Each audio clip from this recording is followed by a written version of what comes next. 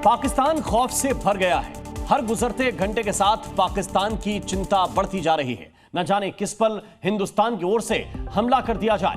PoK में line of control के पास के गांव को लोग खाली कर रहे हैं। मदरसों में 10 दिनों के लिए ताला लटका दिया गया है। लोग राशन जुटा रहे हैं। लाउड स्पीकर से अनाउंसमेंट किया जा रहा है। बीच बीच में युद्ध वाले सायरन भी बजाकर हमलों की टेस्टिंग जारी है। लोग आतंकियों के 3 लॉन्चिंग पैड भी खाली कर दिए गए हैं।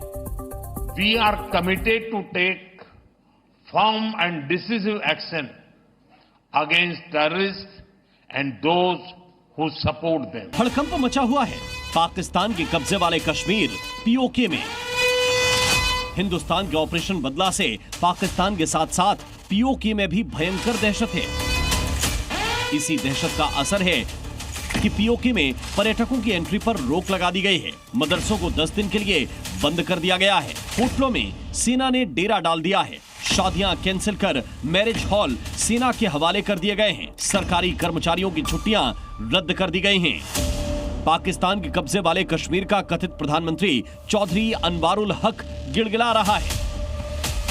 किसी भी वक्त इमरजेंसी लागू कर सकता है। अफरा तफरी मची है। वहां लोग खाने का सामान जुटा रहे हैं। पीओके की आवाम में ही नहीं, आतंकियों के लॉन्चिंग पैड पर भी भगदड़ मची हुई है।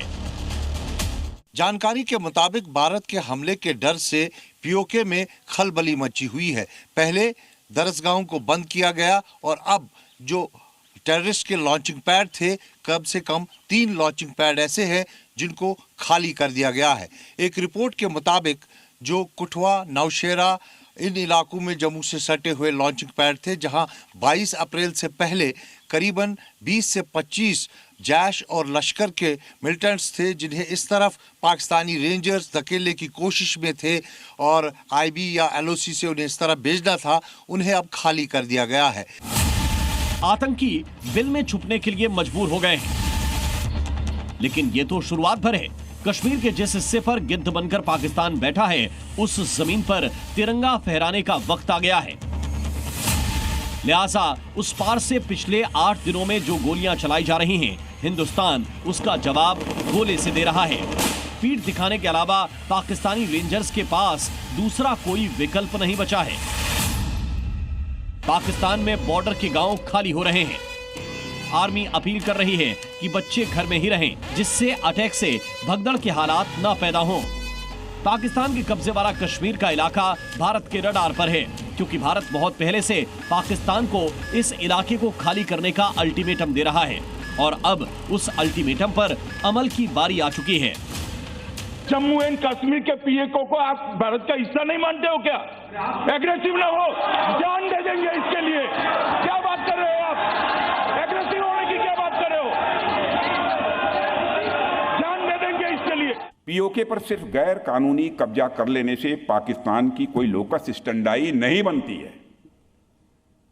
भारत की संसद में पीओके को लेकर एक सर्वसम्मत प्रस्ताव पारित है कि वह भारत का ही हिस्सा था, है और आगे भी हम मानते रहेंगे। पाकिस्तान ने पीओके को आतंक का गढ़ बना दिया है।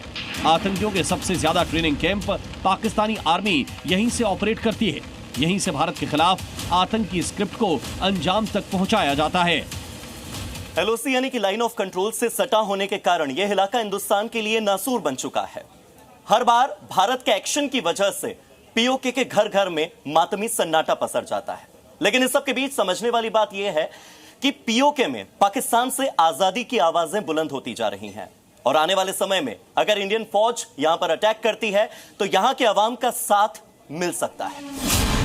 भारत की कल्पना से बड़ी कार्रवाई के डर से पाकिस्तानी फौज का खून कम हो रहा है। पीओके को गंवाने की टेंशन में जनरल मुनीर अपने अफसरों के साथ बैठक पर बैठक कर रहे हैं। मौलाना जनरल के चेहरे पर टेंशन साफ दिखाई दे रही है और टेंशन के पीछे वजह है पीओके पर भारत का संभावित हमला। पीओके ही वो इलाका है जहां आईएसआई के बड़े अफसर वक्त वक्त पर मीटिंग करने आते हैं। ट्रेनिंग कैंप की फंडिंग और ऑपरेशन प्लान पर यहीं से चर्चा की जाती है। यही वो जगह है जहां आतंकियों के लिए साजो सामान इकट्ठा किया जाता है। लश्कर चीफ हाफिज सईद इस इलाके में बराबर आता रहता है।